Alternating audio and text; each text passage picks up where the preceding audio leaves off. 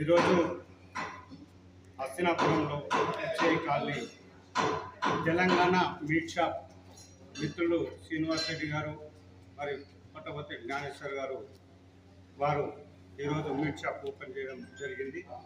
ఈ meet shop వల్ల కొంతమందికి ఉపాధి కల్పించడానికి ఈ షాప్ మీద ఒక 20 మంది ఉపాధి కల్పిస్తున్నారు. వారికి ఈరోజు ప్రత్యేకంగా ధన్యవాదాలు తెలియజేస్తున్నాం. మరి ఇవాళ కులాలకు అతీతంగా అందరూ భేషజాలకు పోకుండా మరి కులాలకు అతీతంగా ఇంతకుముందుకు ఫలానా పద్మశాలి అంటే చేనేత, రెడ్డి అంటే రైతు, ఇవే ఉండేది.